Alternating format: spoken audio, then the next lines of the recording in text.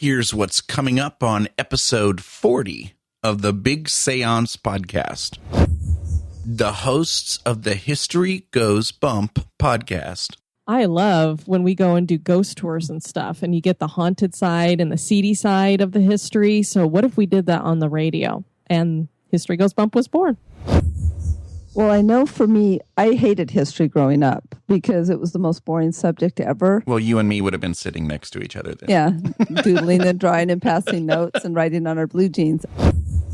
When I was a kid, we would go to haunted houses for Halloween, only it wasn't haunted houses like the ones you pay $12, $13, $20 to get into to have somebody scare you.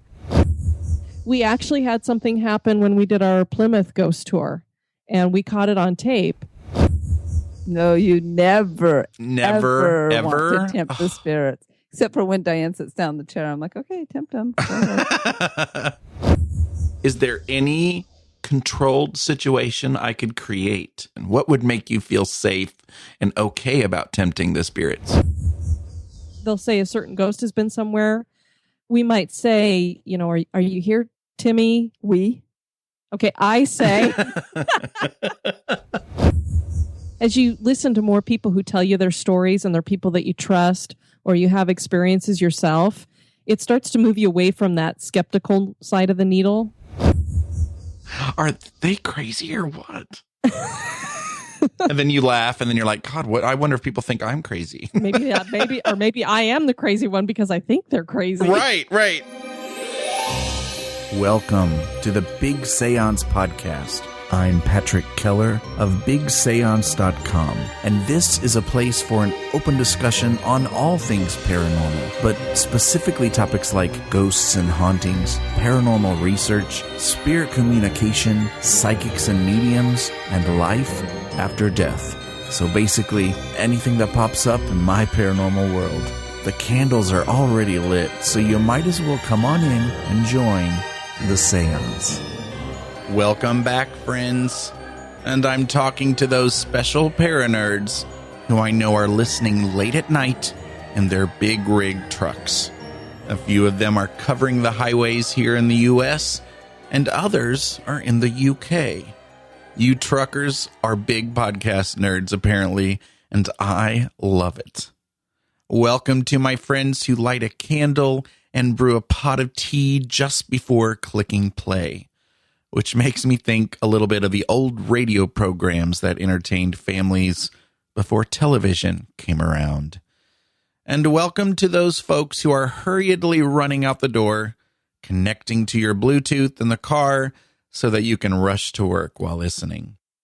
And by the way, my mom just got a really fancy schmancy new car, and for the first time, she's able to get caught up on the Big Séance podcast and listen in style. So yes, here's a shout out to my mom.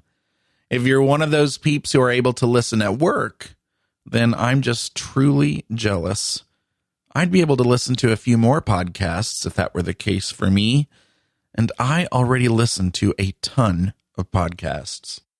Before I get to my guests for this episode, I want to give a shout out to Smiles FL, and I'm assuming FL is for Florida, for a spectacular review in iTunes. Believe me when I say it makes my day, and you get a huge smile out of me every time I get an iTunes review. It helps our ratings in iTunes. It allows for more folks to find us. And overall, it just means you're a super nice person and you rock. On a related note, don't forget that you can go to bigseance.com/share to learn more about how you can help get the word out about the podcast. We've been experiencing some very gradual but steady growth since day one, really.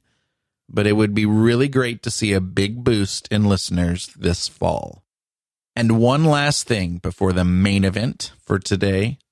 I don't talk about my everyday work life much here on the podcast, but I just have to for a bit. I'm excited to say that this year, about 80% of my day is spent with middle school students teaching a brand new class that I helped to develop and have been working on for about 2 years now. We call it Music, Production, and Technology. And we work with GarageBand software, iMacs, iPads. We create and produce original music, learn about audio editing, and it has been an amazing experience that has been well worth the effort. It has been truly exciting to see what the students are producing in this first year, and I'm so proud. Well, International Podcast Day is coming up on September 30th, and the timing really is perfect because I'll be preparing to begin a podcasting unit with my students. I'm super pumped about that. Yes, I'll be trying to make them future podcasting nerds. I'm not sure how we'll be celebrating International Podcast Day as a class just yet, but I do know that we will be celebrating. Will you celebrate International Podcast Day? Here's a quick promo for this super cool holiday, and then we'll get right to my interview with the ladies of the History Goes Bump. International Podcast Day is September 30th, and you can help spread the word. International Podcast Day is dedicated to promoting podcasting worldwide. You may be asking, what can I do to get involved? It's pretty simple. First, head over to internationalpodcastday.com and check the suggestions. Second, use hashtag Podcast Day to join in the conversation. Remember September 30th. Now, let's start the conversation. You're listening to the Big Séance Podcast with Patrick Keller. Look for us on iTunes and be sure to check out bigseance.com for more discussion. So here's my super fun interview with Diane Student and Denise Moormeier, the hosts of the History Goes Bump podcast. There's really no need for me to give you much of an introduction here because we jump right in and they do a really good job of explaining it. And clearly, we have a good time. You'll hear plenty of laughs, so please enjoy. Hi, Diane. Hi, Denise. Hey, Patrick. Hi. How are you? How's it going?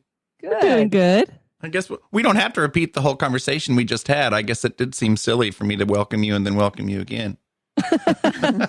Well, the listeners don't know that. True. So you guys are the hosts of the History Goes Bump podcast, and I know we have some listeners in common who listen to both of our podcasts, but I do, for some listeners who may be hearing about this for the first time, can you give us just a quick description of what they'll find if they tuned in today to the History Goes Bump podcast? Basically, our tagline is Ghost Tours for the Theater of the Mind. And I've always considered the Theater of the Mind to be radio. And so when we talk about ghost tours that are for that, it's ghost tours via the quote unquote radio, which has nowadays become the internet. Mm-hmm. And so basically what we do on our show is we go around to different either haunted locations. We talk about haunted people or haunted events. We get into the history. Most of our shows run about 30 minutes. The first 15 minutes, we do the history. And then the second 15 minutes is the part that goes bump. And we talk about the hauntings that are involved in whatever particular subject we're talking about. Yeah, and I was just talking to Diane and Denise actually today. I was listening to last year's Halloween episode, and they had a woman on who her story was the inspiration. What's the name of the movie? I think it's When a Stranger Calls. When a Stranger Calls. Like Yes, like she was the story.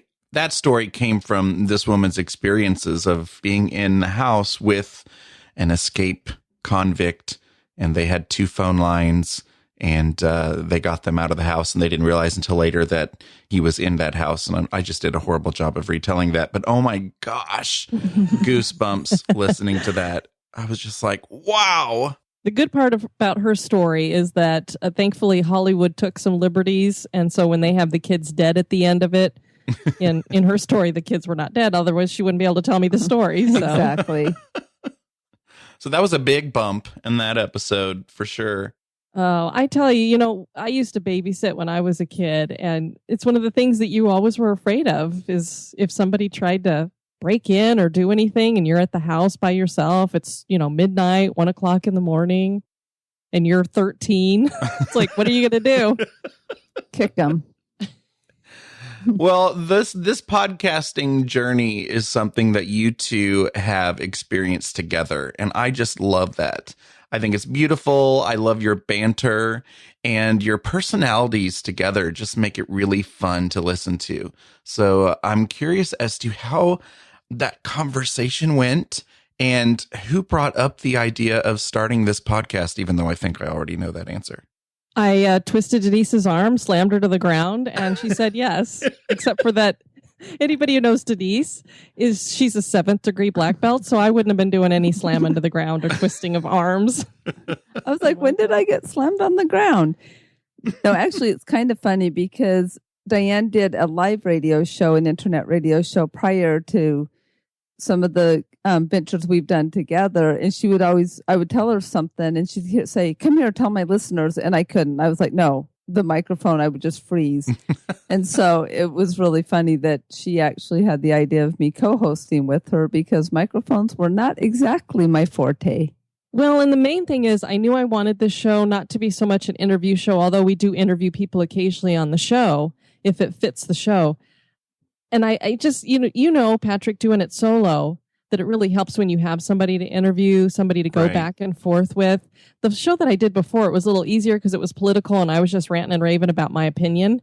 And that's pretty easy to do. But when you're doing things like what you do, when you're talking about the paranormal, it's so much nicer to have somebody to bounce ideas off of and get a response back, especially because with a podcast, we don't have the luxury of people who do a live internet show or like you did your hangout the other evening where you have a kind of a chat room set up. So you're getting a little bit of feedback back. So it's nice to have that other person because it's like, okay, there is really somebody there to talk to and bounce these ideas around with. And when I'd quit doing the political show, I just really missed doing the whole broadcasting thing. It's in my blood. I love doing it. It's one of the talents I think I have. And so I was like, I really want to get back into it, but I'm done with doing political stuff. I want to do something that's really interesting and that's original. And so I thought, well, whenever somebody's going to start a podcast, your main thing to think about is what niche do you want to be in, which is what would be something that interests you enough that you'd be passionate enough to do a podcast, because it's a lot of work to do a podcast. Mm-hmm. I thought, well, I love history. There's a lot of history stuff out there. And how can I make it more original? And I went, well, I love when we go and do ghost tours and stuff, and you get the haunted side and the seedy side of the history. So what if we did that on the radio? And History Goes Bump was born. That's cool. And I want to get to some more of that history stuff. But I just have to tell you, I'm really sad that I didn't meet you until after your other show was done, because I really think that would have been interesting to listen to what your show was before and then how it kind of spun off to this new passion. Well, and it's been nice doing this one because I used to get so stressed out when you're involved in politics and that's all you're doing all day long is listening to the politics and the news and getting the latest. And I just was a bundle of nerves. And so it was like, it's so much nicer to do this because it's, there's a little bit of stress in there with trying to get things edited and recorded and figure out what you're going to do next and doing the research and everything. But, there's not a lot of stress involved with it. It's just a lot of fun. Right. Well, my interest in history has only come recently, really. And I suppose it kind of came out of my passion for the paranormal that started really not quite 10 years ago, I guess. And now I wish that I would have tried harder or would have had something to really inspire me to dig into history when I was growing up and in class. So how did this interest in history start for you two? Well, I know for me, I hated history growing up because it was the most boring subject ever. Well, you and me would have been sitting next to each other then. Yeah, doodling and drawing and passing notes and writing on our blue jeans. Oh, yeah. Mm-hmm. See? I'm not that different, Diane. But then it was actually, as I started growing up and doing city tours and things, I was like, oh, that's kind of cool, and learning that. And then Diane's mom is a Colorado historian. And so it was funny when we were moving into our first studio apartment, I was riding back and forth with Diane's mom a lot. And she's like pointing out every house that we go by and saying, oh, well, that's this mansion. And this was the history of that family. And then she's written some books and done tours historical tours. So then we started doing more of that. And I'd always wanted to do ghost tours. So when we moved here and we added the ghost tours, it just kind of kept rolling. And now that's what we do. So it's really fun. Well, and as Denise mentioned, my mom is a Colorado historian. So that love for history was engendered in me very early, not because of school. Because I would have been sitting with you guys too, although I didn't write on my jeans. Why not? But I thought history was incredibly boring. The problem with a lot of teachers out there is I think they're kind of trapped in what they can and cannot do and how they can teach things. Yeah. And unfortunately, a lot of the stuff too that we talk about on the show is not stuff that you necessarily want to be teaching to kids in school. So you don't realize how interesting history can be. But I knew, based with going with my mom to different locations, and when we would go to, say, Wyoming, we'd go and see all the historical things there, and then I would see it through her eyes. She's always been into graveyards and cemeteries. I know you're into that too, Patrick. Yeah. And she's the one who got me really loving going into cemeteries and just looking at who was buried there, finding out histories about those people and about the cemeteries. And so she just helped to bring that about. And she actually started this with the haunted history kind of thing by, when I was a kid, we would go to haunted houses for Halloween. Only it wasn't haunted houses like the ones you pay $12, $13, $20 to get into to have somebody scare you. These were actually historical tours where we would go into the different locations and find out about the ghosts that go with them. And, imagine in high school, this is what I was getting. And I thought, this is the coolest thing in the world. So she started that for me. And then when I met Denise, anytime we'd go somewhere, I'm like, let's see if they have a ghost tour. And she's like, what? And I'm like, ghost tours are so great. That's awesome. So do you, what's your favorite time period in history? Do you both have a different, do you have the same time period or do you have different time periods? I know you're into the steampunk thing, which I'd never heard of that until I started hearing about you. And we'll talk about your book later. You have a cool new book out in that genre. Well, for me, and this is Diane, I am into the Victorian era. That's my absolute favorite. I don't know that I would have really liked to wear the corsets and big dresses like the girls did, but I love. You don't think you would have liked to wear them? I can affirm that. I can't get into a dress, even if it's a comfortable, nice dress. The last dress I wore was in my sister's wedding. That was a long, long time ago. But that would probably be my favorite, just because it just seems like that time period, the way they dress, the stories. You had H.G. Wells and, H.P. Lovecraft were writing back then. This is when Sherlock Holmes was going. The spiritualist movement was starting. Mm-hmm. So it just seems like it was an exciting time. I love the architecture, the Victorian architecture. So that's always been one of my favorites. If I had to choose a second one, it would be the 50s. Denise, how about you? Mine actually isn't near our particular continent. I love anything Asian. So all the stories of the samurai and the warriors and just a lot of the things that happened over in the far, far east. So anything that ever had to be with that. And that's the only time my history teachers used to grab me as well, is that when we got into that part of the world and world history, then I was excited again. So, I wasn't as much into all the other history. I am now, but I didn't start out with castles. And even architecture-wise, I like the Japan, China, any of those countries. And of course, I study martial arts too, so that probably has some of that. But even prior to that, I loved anything Asian. That's very and also cool. Native American history too. I love anything Native American. How do you guys choose the locations that you cover? Or in some cases, for your episodes, you actually take a trip there. And do your listeners ever help you to decide what locations to cover? The listeners definitely help. And it's a huge help for us because there's a lot of locations out there to choose. And so it is kind of hard to figure out, okay, which one should we do now? Basically, when I first started out, before we had a lot of people giving us suggestions, is I would do something that was close to home here in Florida. And then I would venture to maybe over to Colorado because that was something familiar too. Because we like to try to give perspective of if we've actually been there or not. Mm-hmm. And then as we started progressing, I started going, okay, well, what state haven't we gone to? So then we would try to pick different places in different states to give variety because we're like, we have a lot of different listeners out there. So we would do that. And then we started looking around the world and going, well, let's go and look around the world at cool things. And so then that's when you get into like the haunted Kremlin, because I was like, well, what would be haunted in Russia? And when I saw the Kremlin was haunted, I was like, hot dang. But is this a G-rated show like ours too? Hot dang. Woo, Diane starts to get frisky. She had a little stutter in there right before. I love it. Dang. I wanted to keep it, unexplicit if I had to. You don't have to want to put that little black box warning. Yeah. This episode contains. But our listeners are a huge help. We get a lot of suggestions from them. Usually it's about where they live. So they're like, hey, will you do somewhere like in a couple of weeks, we're going to be doing a place in Pittsburgh because a young lady said, hey, why don't you guys do somewhere in Pittsburgh? So I said, okay. Cool. So in the situations where you actually take a road trip, is your podcast actually guiding your decision for vacations and things like that?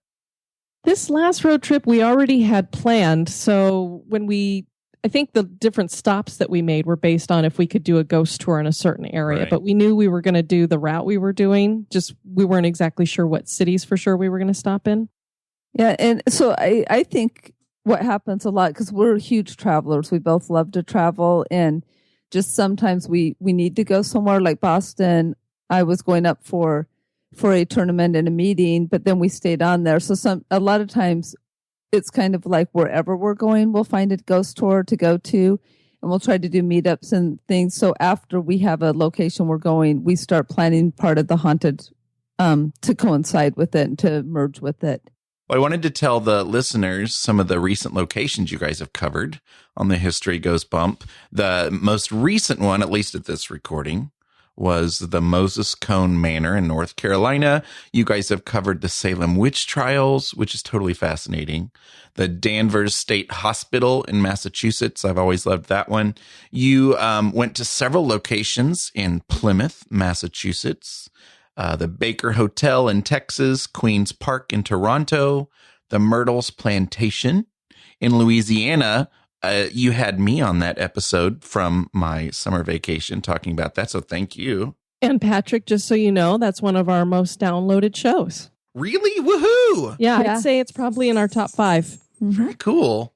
It was fun. It was my first official interview or guest spot on another podcast. So, well, it was really great for us because, like I said earlier, we like to get that eyewitness testimony kind of thing going. And so it was just nice to have somebody who we could say, well, what does this look like? Because you can read about it, but you don't know for sure. And plus, you don't know is that an updated version or something changed about it. So we were able to ask you, well, what does it look like? And did anything happen? Right. Well, and the neat thing for us, too, is that we don't really just strive to get generic listeners that are just out there listening that we have no idea who they are. So it's always neat when our listeners become part of what we're doing, whether it's doing a meetup and going on a ghost tour with us, coming on our show and talking about somewhere they've been. And so it's been really fun to start to build that with our listeners. Yeah, and I love that you guys have had meetups. So you just plan that and make sure all of your listeners know about it and then set a place and a time in that area? Yeah, especially like when we were doing the road trip, we would tell people, okay, we're going to be in Chattanooga. We're doing the Chattanooga ghost tour. So if you want to join us, let us know and we'll get it set up, or we'll give you the information so that you can get your tickets and make sure you're on the same tour with us, that kind of thing. I know here in October, since we love Halloween around here, I'm sure you do too. Absolutely. We're going to go back up to St. Augustine, which is one of our favorite places to go. And we just happen to have it right here in our state, which is nice. And we'll be doing a ghost tour up there in October. And we're going to try to meet up with some people there as well. Well, and the listeners who show up, those are the real nerd listeners, if you can meet them at a meetup. Oh, absolutely. And it's just, it's fun because you just get to, we establish so many relationships on the internet now with social media, and you never really actually get to meet people, which is why I'm bummed that we didn't know you before we went to St. Charles, because I was like, you were right there in his city. Well, we have to go back because I had to miss that ghost tour because I was with the pups. Yes, and I told Patrick we have family there, so we're there quite a bit, so we'll be back again. But it's just nice when you could put a face with not even a voice, a text message or something, Well, Plus, I like the social meetups because Diane's always been more of the internet friend social. It's funny because Diane, when she meets you face to face, she's more reserved and kind of held back until you get to know her.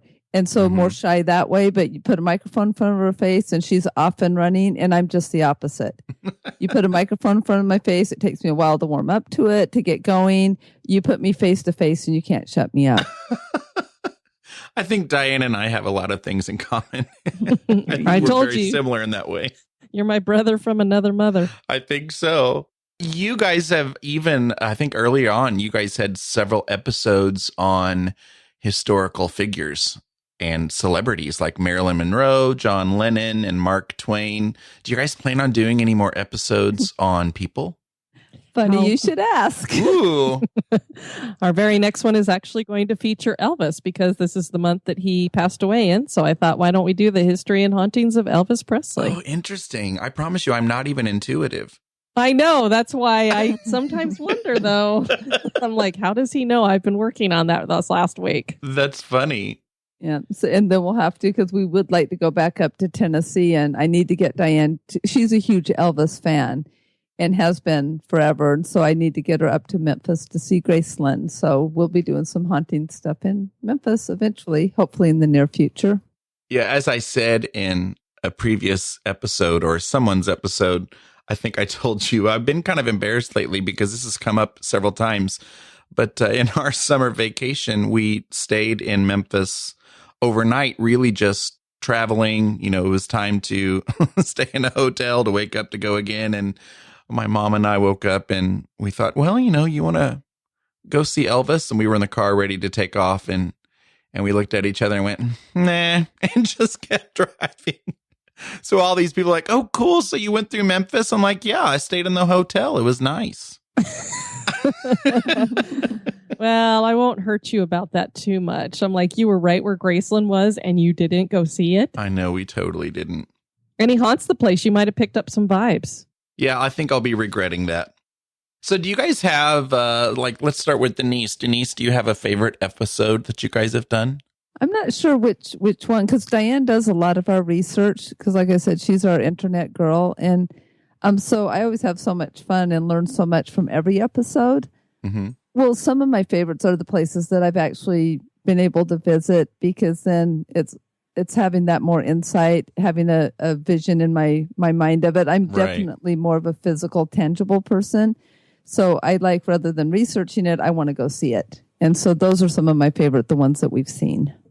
Boy, I get torn because there are so many that I enjoy doing. Because pretty much if I've chosen to research something, unless it's been an idea from a listener, it's something I want to know about. Absolutely. And then you have a connection with it too. Exactly. I know definitely anytime we've done the castles, I just find castles fascinating, and there's so much history involved with them because they're so old and so much has happened there.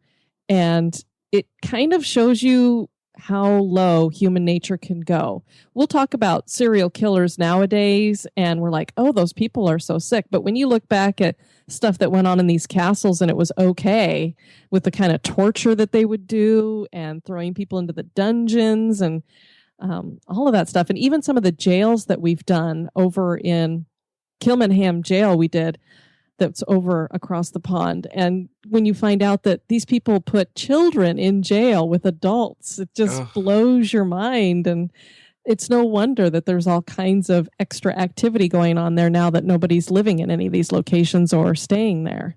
When I think of some of those places and like the castles and things, it just makes you realize how young our country is and how, we think about buildings or historical places and how old they are, and they seem really old to us. And I think probably our friends across the pond just laugh at us because, we really have such a young history. Well, I agree with you because, St. Augustine is the first city. It's like considered the oldest city in America. Mm-hmm. And even when you look at some of that stuff, it goes back to the late 1500s. And when you look at these castles, they're going back to 1100 and 1200 AD. Crazy. And so it's like, I can't even imagine. And most of our stuff, our country is a little over 200 years old. So even most of our historical buildings that have significance to us in regards to that are very, very young. Right. Do you guys have a wish list I think I've heard you talk about some of this stuff in some of your episodes, but a wish list for places that you'd love to travel to for the show? Well, I am definitely a list person and a market off kind of person. And so I love travel maps and anything. And so I love plotting and planning and having bucket lists and all of that. So yes, I have made our wish list quite long. Wow. What does that include? It includes Australia.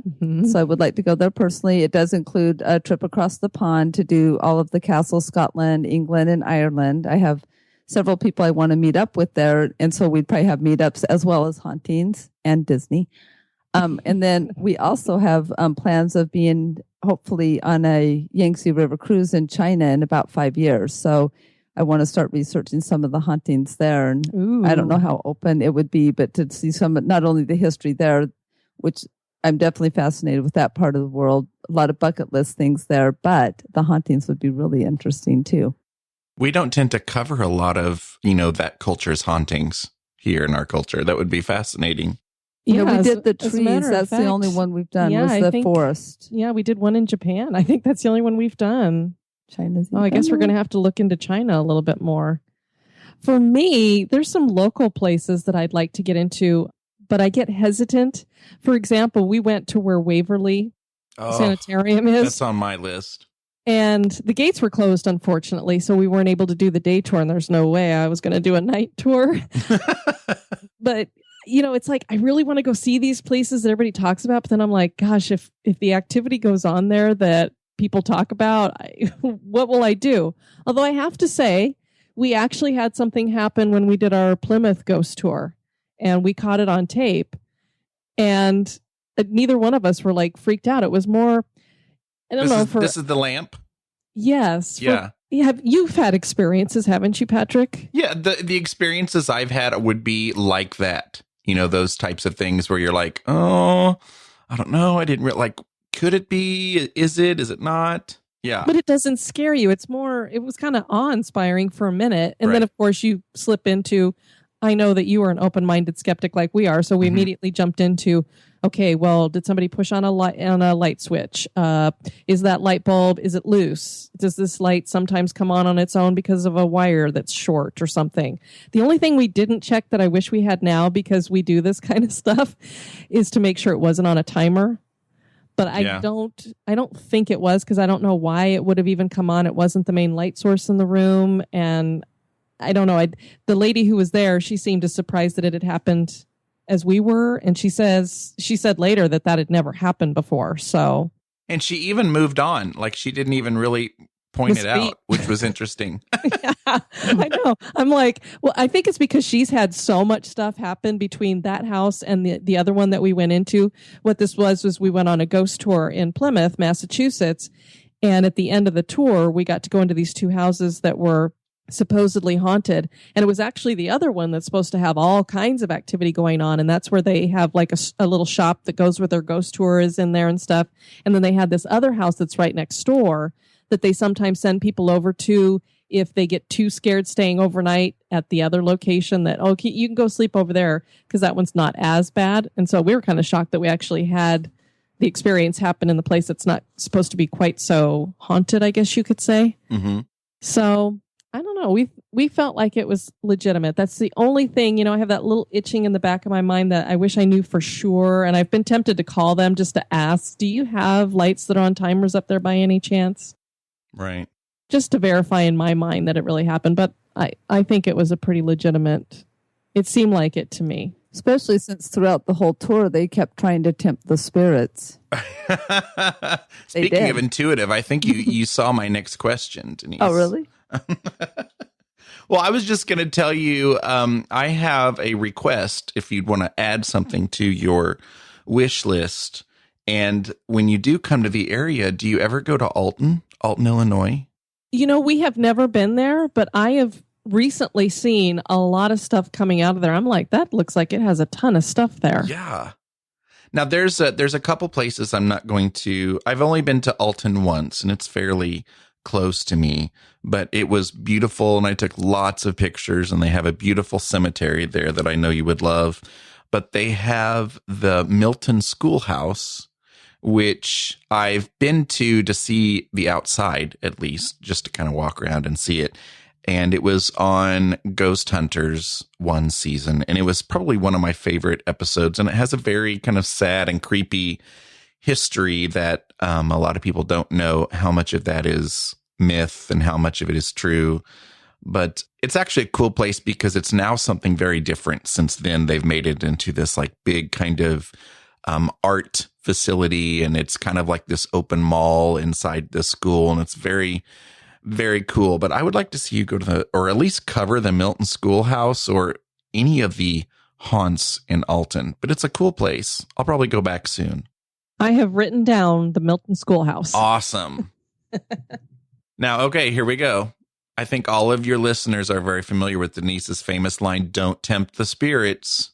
No, you never ever want to tempt the spirits. Except for when Diane sits down in the chair. I'm like, okay, tempt them. Well, I just have either of you. I mean, I know you've had like your lamp experience, in your travels. Have you ever participated in any spirit communication activities, like using any tools or the Ouija board or EVP, anything? Nope, not since I was like probably 7th grade, and a friend brought out a Ouija board at a slumber party one time. Or maybe I was younger than 7th grade. I was, because I lived in Utah, I think. Mm-hmm. And then shortly after that, The Exorcist came out, and that kind of took care of that. Yep, that's what did it for a lot of people, I think. I'm like, okay, enough for that little game.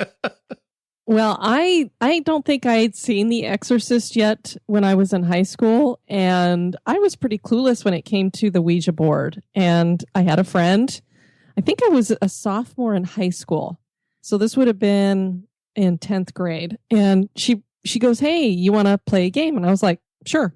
So she gets it out. And of course, it just, comes in a game board. It's a game board, basically. So I was like, okay, this sounds fine. So we started messing with it. And she said, well, let's ask who it is to spell its name out. And she goes, "Now, if it just gives us a 1-letter name, we have to tell it goodbye." And I'm sitting there going, I wonder if I should be doing something here that if we might be in trouble if this thing gives us a 1-letter name. Now, I don't know where... She starts out like that. Maybe you should... I don't know where she got that from, or if that's because I'm certainly not an expert on the Ouija. I'm not like Karen Dahlman that you've had. Do they have like the rules? Like, how they do in all the other board games? I didn't look. She said, I don't think they typically do. I don't think they do. Mm-hmm. So I don't know where she'd gotten it from. So we'd played with it a couple times, and I don't even remember what questions we asked it or anything. But in the back of my mind, of course, since I'd never seen this before, and I trusted her, but I thought, I wonder if she's moving that thing around. So a few weeks later, at her house, she was hosting us building the homecoming float for that year for the sophomore class. And so one night, I think it was raining really bad or something, so we were working with paper mache and stuff, and we couldn't do it out in the rain. So we were all huddled in her garage, and she said, well, if we want to try to break up the monotony here, I have something we could do. So she breaks out the Ouija board. So you got all these high school students sitting around. So this big football player sits down who's never used it before. And he's like, "Oh, I don't believe this stuff. Da, da, da, da, da." And then she goes, "Well, Diane, why don't you sit down with him?" So I'm like, okay. So I'm sitting there, and I know this guy has no idea about what this board is supposed to do. And I'm not going to try to pull anything on him because I don't know that it's if this thing really works either. And when it started moving around, I was a little freaked out because I was like, okay, this really is moving. So who are we talking to? And I know that you've talked with Karen Dahlman about this, and we have the joint listeners, Lana and John. And I grew up very much the same way as I think John has said. And that was, you don't try to talk to the other side in this kind of way, that you shouldn't mess with the Ouija board. And so I think after having those experiences, I've just been afraid to touch it since then, especially then I saw The Exorcist later, and I was like, oh, just don't mess with that stuff. So it's something that we've kind of pushed aside. And I don't know, I know that you, Patrick, are really working on your psychic abilities and trying to do that kind of communication. And I think everybody has a little bit of intuitive nature to them. Mm-hmm. It's just like when you think about a song and all of a sudden it comes on the radio, or you say the same thing as somebody else, or, earlier when it was almost like we knew what question you were going to ask or something, or it's just those little intuitions. I think everybody has that, but whether you try to contact the other side, I'm still kind of on the fence about that. I don't decry other people for doing it, and I certainly don't doubt that other people can do it. If I thought that it couldn't be done, then I'd be doing it all the time, because it'd be like, well, there's no harm in it, Right. So, well, and it's kind of funny because I, like you, Patrick, enjoy taking pictures and photography. Mm-hmm. And so we were going on these ghost tours early on that Diane's like, hey, let's go do this. And she would always send me with the camera, go over there and take pictures, go over here and take pictures. Let's go here. And so I would realize I would be standing away from the entire group, like by the drawbridge up in the fort in St. Augustine. And I'm clicking away. And all of a sudden it occurred to me, if something actually happened, I was probably going to drop my camera and wet my pants and run straight into the ocean. And so I'm like, why am I away from the group on this ghost tour? And so Diane kept sending me away. Well, it might have been the plan. I'm not sure. No. But she always had me away, like taking pictures. And I'm like, okay, I'm the one who always says, don't tempt the spirits. And I'm out there trying to catch them on film. It was quite funny. Well, I guess spirits can't be in the ocean then. That's why you would run out there. Well, I don't know. We've talked about doing some haunted shipwrecks, so I guess they can. Oh, that's probably funny. A bad plan. Well, you'll have to let me know, because I would, is there any controlled situation I could create where either of you would consider joining in on some kind of spirit communication? What would make you feel safe and okay about tempting the spirits? We're on the big seance right now, aren't we? There we go. Hey, we go into the haunted mansion almost every time we go to Magic Kingdom, and it always says, beware, a ghost could follow you home. So you're not even following your own rule. I know, but a ghost hasn't followed me home yet. That you know of. That's such a good question, Patrick, because there are times that we have, like, we'll hang back on a ghost tour and try to catch things on camera, either taking pictures or, like the lamp that we caught on video. We'll try to catch stuff like that. So there have been times that if we know, like, they'll say a certain ghost has been somewhere, we might say, are you here, Timmy? Okay, I say, are you here, Timmy? If you are, if you want to move something or say something. So we do stuff like that, and I'm comfortable with that. I think what I get really worried about is actually trying to, like when Karen Dahlman talks about channeling, that freaks me out. Really? That freaks me out. I didn't even have to bleep that. It was just silent. I just bleeped myself. She bleeped her own self. Yeah, anything with like channeling, that's always kind of freaked me out. And I don't know that I would ever ask a psychic like personal questions for myself about maybe something in the future, because I really don't want to know, or to talk to somebody for me. Now, if I had that actual interaction, or I have no problem with actually talking to somebody who may have passed away, to say, I miss you. Are you there? That kind of thing. I don't have problems with that. It's just I have certain limits about what I'm willing to do and not do. And I think probably a lot of us do. And I think we all change and kind of grow as we learn or experience things. And, when I kind of started this nerdy journey from the paranormal craze, I had some different thoughts and opinions, I think, than I do now as you talk to people. And I think it's just when you have something like this that isn't tangible, that you can't just put your hands on, I think you're going to get that. And I think it's okay. Everybody has their different place in it all. And it depends upon experiences as well. For us, as you listen to more people who tell you their stories, and they're people that you trust, or you have experiences yourself, it starts to move you away from that skeptical side of the needle. Because I used to be way skeptical. I thought no psychics, actually, it was all a bunch of frauds and mediums. They were just frauds, making up stuff. And then as you start, talking to people that you trust or having these experiences for yourself, that needle starts to flip from the skeptical more to the full, believe everything no matter what. It just kind of starts to edge that way. And I think that your personal experiences have a lot to do with that. Well, and the thing is, because I talked to my mom, not in a formal sense, but I lost my mom 5 years ago, and I'll be driving and just say, I miss you, Mom, and things like that. So I don't go into like a formal, possibly like a seance or a Ouija board or anything, but I just will verbally talk to her, and I wouldn't be freaked out if something happened amongst that.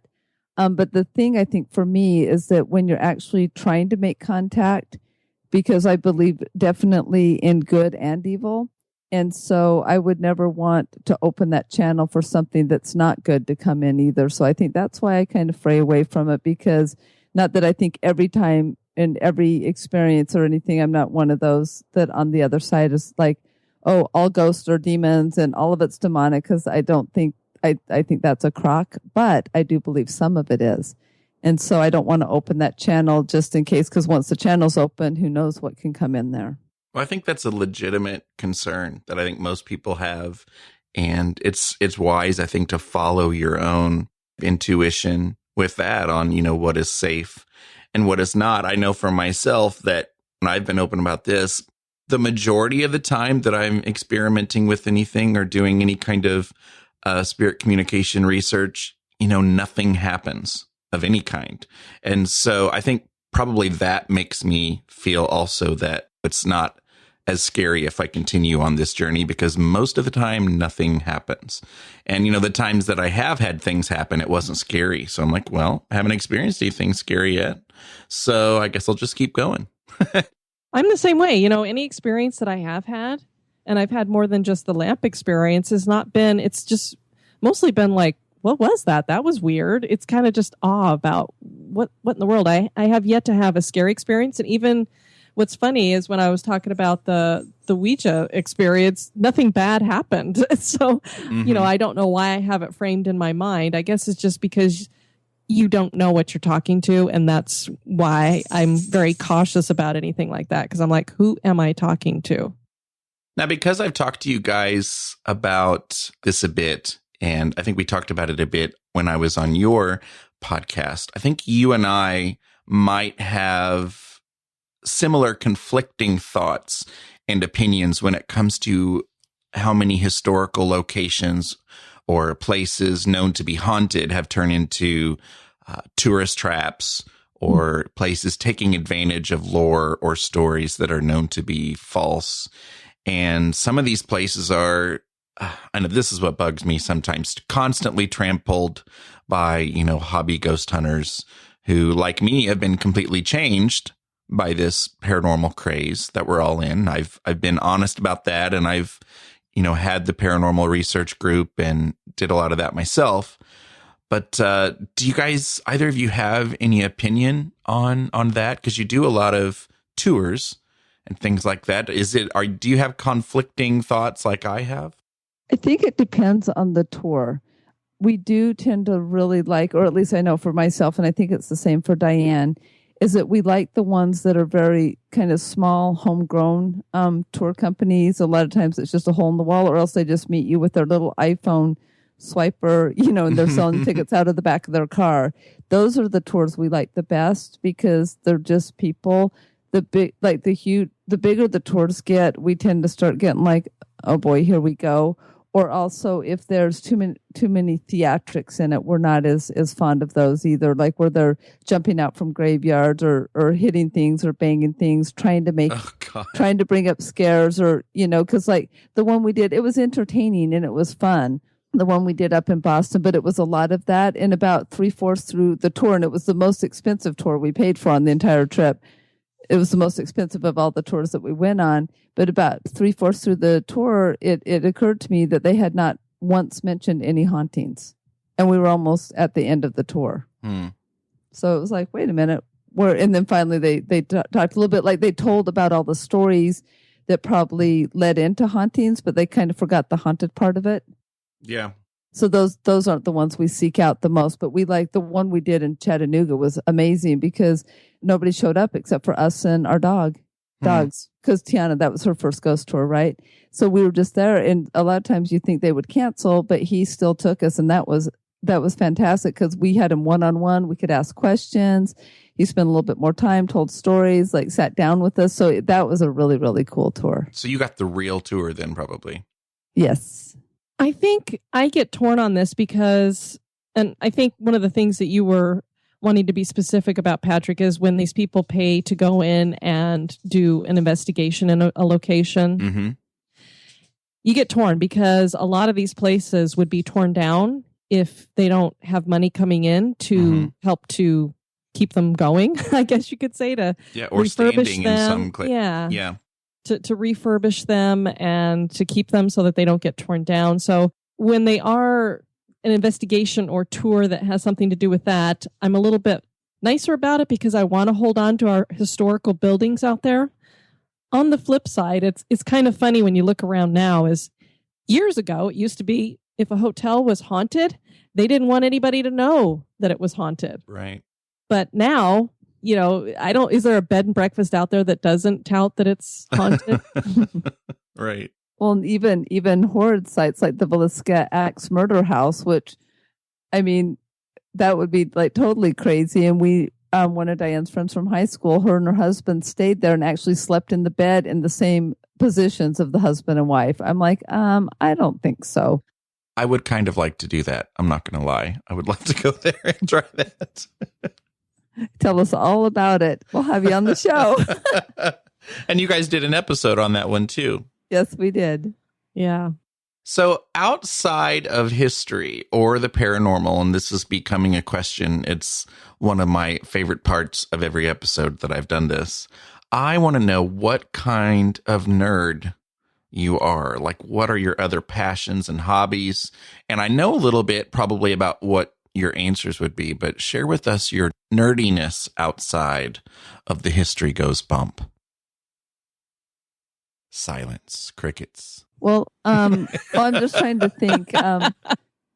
For me, this is Denise, and I have a little bit of passion for Taekwondo. Mm-hmm. Actually, a little bit borderline in obsession with Taekwondo. And so that would definitely be one of my strong passions. And then the other one is Disney and traveling. Those are probably my three biggies. I think I'd have a hard time calling a Taekwondo expert a nerd, so maybe I wouldn't go there. It doesn't seem to go with it. She practices it in a nerdy way because she studies all the history and all the little intricate details about exactly how far apart your stances are supposed to be and what exactly is this move for. I mean, she gets into all the nitty gritty, so that's kind of the nerdy way that she does total that. nerd. It's an art, and you must know everything about it. I'm a nerd in all different kinds of ways. The only thing that I don't do that's real nerdy is I just don't have time to play video games anymore, although I love to play them when I do have time, but there's just never enough time anymore. Mm-hmm. But I love to just sit and read. I go bird watching. Oh my God, that is the nerdiest thing you can do. Oh, I like bird watching. No, it's not nerdy. It's really fun. That's a little nerdy, Denise. I'm sorry. Because there's really cool apps, and you can do life lists, which is when you list every time you first saw a bird. Which is really nerdy. And now you're keeping track of it. There's an app that does that. There's actually an app. But then with I've the never app, heard you of get the that. pictures of all the birds. Yeah, it's called the life list. And so Diane got me into birding, and I've been having a ball with it. And we love to dress up for Halloween and stuff. And the steampunk thing is pretty nerdy too. You get dressed up in your steampunk outfits and that kind of thing. I haven't gotten a chance to really go into any conventions yet, but I'm definitely moving in that direction. I know we're definitely going to do podcast movement next year. That's cool. I'll be jealous of you while you're there. You'll have to send me pictures. We will, because I'm like, that's one of those conventions we need to get to, but there are so many paranormal conventions out there that I've just never gotten to any of those. And we have a Comic-Con one here, and I was going to try to go to that one in Tampa, but it was at the same time that we were up in Boston. So I just thought of something we're a little bit nerdy is with our Duffy and Shelley Mae bears. Yes, we carry teddy bears and dress them. So yeah, that's pretty nerdy. Oh but it's Duffy the Disney bear. It's the bear that Minnie Mouse made Mickey for his travels. So we have Duffy and he travels. That's what his whole purpose I love that is. the list keeps on going as you guys sit there and think about it. Yeah, Denise, we're supposed to be turning people onto our show, not off. No, it was really cute though. When we went on the Mediterranean cruise on the Disney Cruise Line, we did take Duffy with us. And Duffy is the Disney bear. That's why he was created, to go on Mickey's Travels with him. But anyway, you can get them. But every night they had like different dress-up nights, like the formal night and pirate night. And Duffy had his costumes every night. Don't you have pictures of that on Facebook? Am I correct? We do. And they're really cute, huh? They are. See? I don't know how I get roped into these things. Well, Diane, one of your other nerdy things is that you are now an author, and you have a book in a series, the Lewis Chronicles, and it's The Shattering. So tell us a little about that. Well, as you said earlier, it is set in a steampunk kind of setting, and basically what has happened is it's a young adult dystopian. I like to call it faction rather than fiction. So it's speculative faction, because there's a lot of stuff that's in the book that actually is stuff that's happening right now, or that is based on fact or based on real locations. And so I call it faction in that way. But anyway, there's this young girl. She's 15 at the start of the book, and this is Harper Lewis, and the Lewis Chronicles is named for her. And she's an orphan and running away from her foster home, and somehow she ends up traveling in time to a future time. That is because it's dystopian. A big apocalypse has happened, and the world is running on steam, which is where the steampunk comes into. And there's airships and air krakens and mole boars and all kinds of creatures I've created. And she and a group of friends go in to fight against a basically Big Brother type government. So it's kind of like Hunger Games without the kids killing each other. But this is book one in what I think is going to be a trilogy. Very cool. So this could be a Christmas gift for the teeny boppers out there. Exactly. And it's written for anybody who, basically, I say from 10 and above. So there's a lot of adults that have been reading it that have really enjoyed it as well. It's kind of got the same appeal as Harry Potter, where it's just a whole gathering of ages. Basically, I look at young adult, especially nowadays, with the kinds of themes that they get into in these books, is that it just doesn't have a lot of cursing and sex and stuff in it. And that's what makes it young adult. Awesome. Harper Lewis, the character of Diane's book, has been with her since before me. Ooh. Yeah, that's been somebody that she's had in her life wanting to put into a story since before I met her. And so I heard about Harper Lewis back in 1994 when I first met Diane. And so it's really neat for me to actually see Harper in a book now, living her life in her story. So it's cool.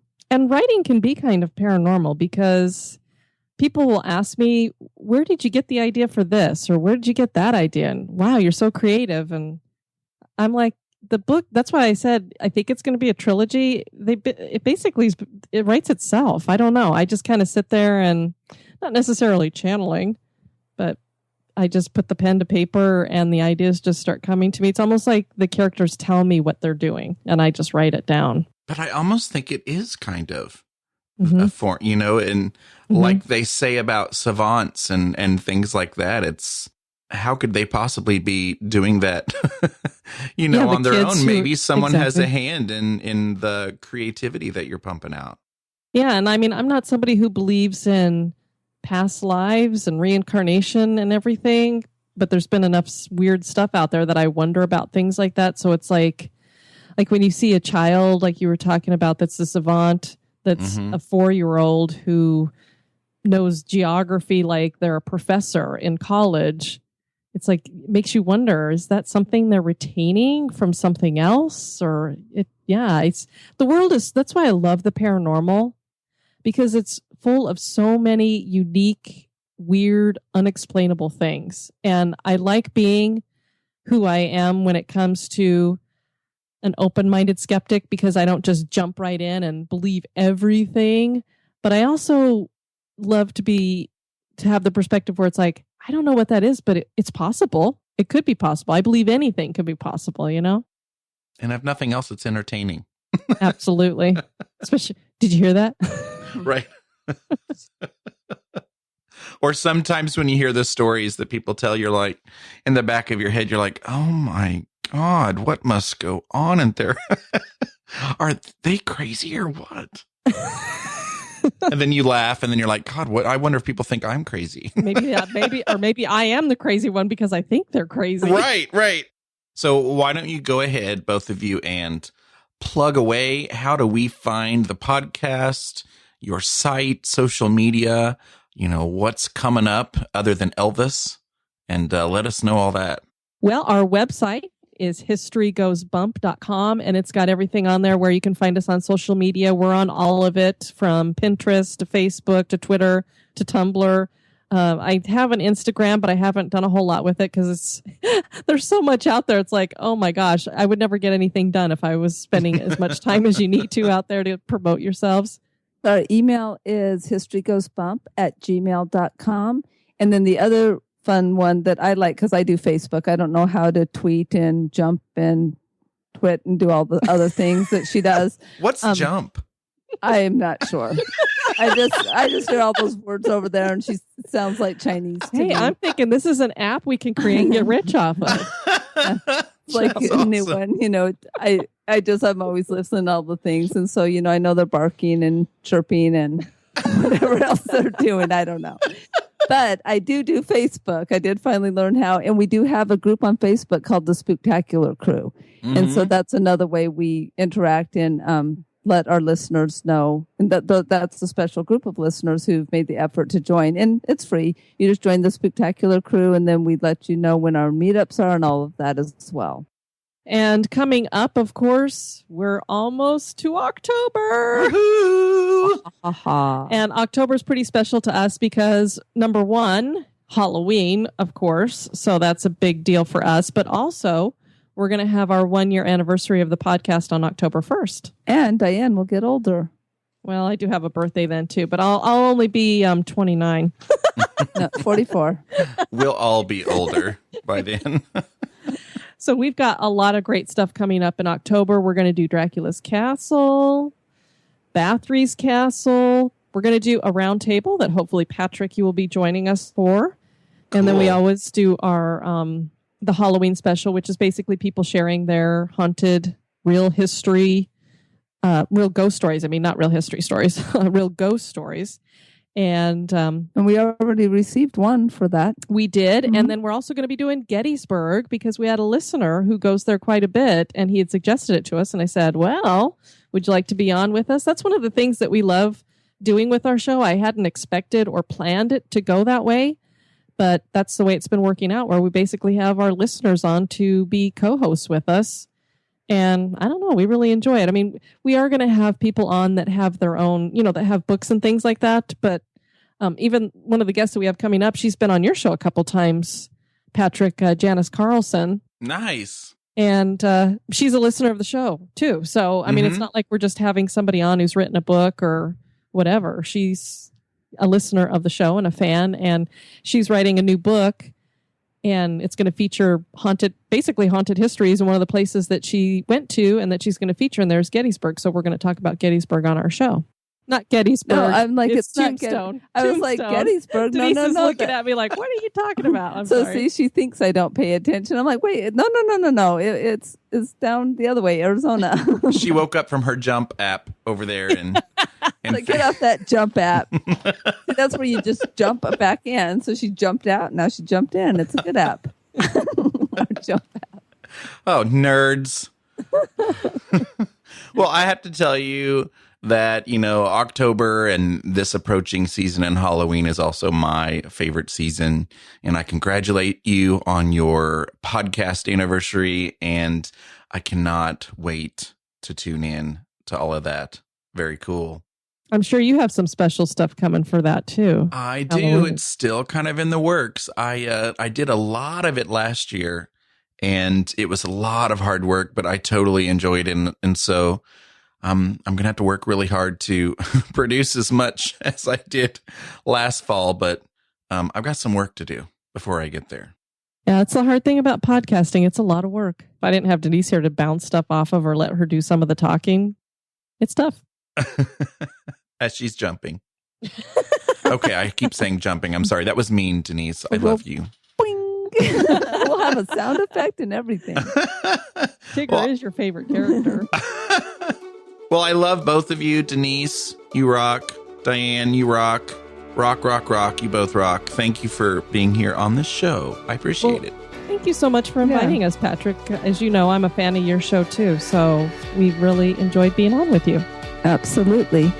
For show notes, including links to anything we may have mentioned in this episode, visit bigseance.com, now the home of both the blog and the podcast. Just click on the Big Seance Podcast logo or find it in the menu. You can also find and subscribe to the show on iTunes and Stitcher. Do you have any comments or feedback? Please contact me at patrick@bigseance.com. You can call my feedback line at 7755-TELL-ME. That's 775-583-5563. You can also record audio feedback right from the site using the SpeakPipe link included in the show notes. I could decide to include your voice in a future show. Thank you so much for listening and reading. Unfortunately, it's time to blow the candles out, but we'll see you and light them again next time.